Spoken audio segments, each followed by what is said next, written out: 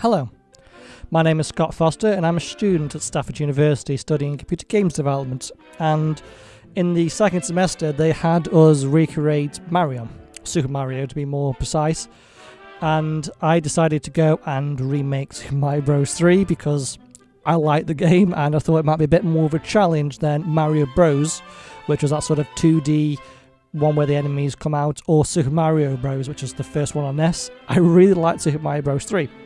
So I recreated this in C++ using SDL, which is what we were told to actually use.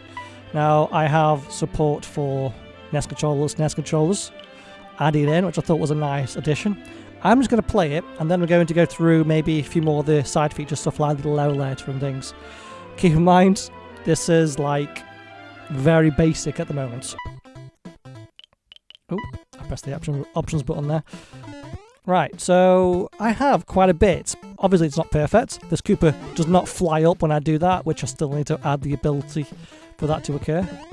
But I have basic enemy interactions. I can run about.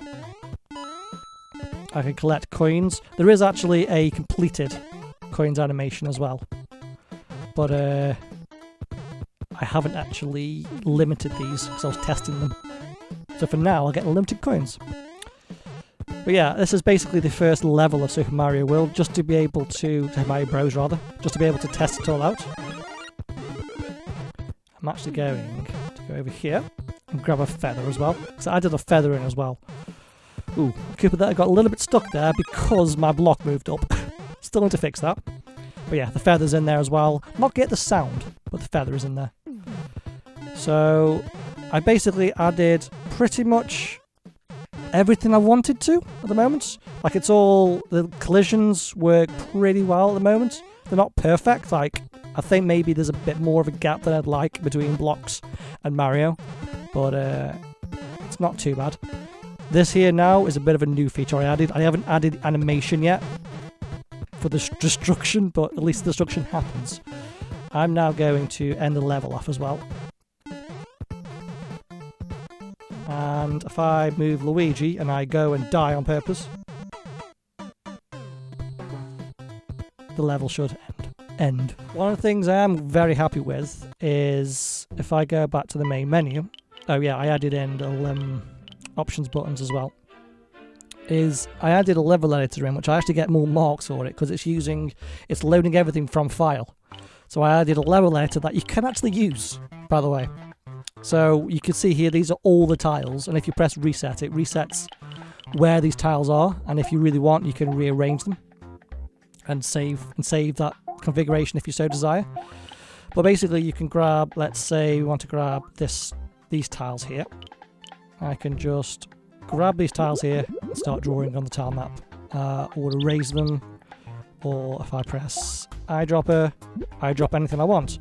And it's not just the way it looks, it's also the functionality. So for example, that question mark block there has an animation attached to it, and then has a mushroom action attached to it. So it will have the animation of the question mark block, but will have the action of my mushroom. And you might notice there are tooltips here that will tell me the individual things. There's the end of level block, which I've only just made, which is why it's not perfect, but I'll get there. This one over here then had the feather block in it instead. And that one there just had coins in it, which at the moment is basically unlimited.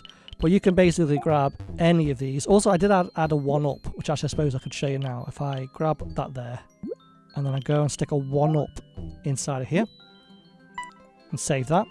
And now I can, if I go up to move, I can play that.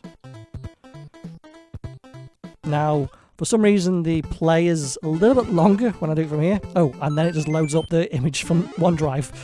Yeah, I use OneDrive because that's what they make us use at university. But yeah, the 1-ups, although they're not adding one, I one up on there. I think I start from 0 lives, actually, when I load from the level editor. I think that might be why. But yeah, you can play your levels immediately using this level editor. It basically just saves a version of the file and loads it up. And that's pretty much everything in this level editor, really. Oh, actually, the world doesn't end where I actually went before. Technically speaking, you can move this thing around and it will set where the end of the world actually is. It's pretty basic, but it's there. It works. And actually, am I willing to save this? Yeah, I've not changed that much. I can probably get that back. Let's just save this, shall we? So yeah, there are alert boxes around the place. There are alert boxes on pretty much anything that's permanent. So if I now go back to the main menu, go back to play game, you'll see those blocks that I added in there are actually in there. I thought it was a nice touch. Okay.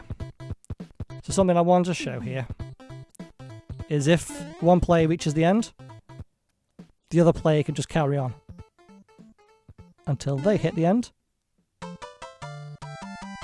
and they walk off. Thank you very much, and I will catch you next time.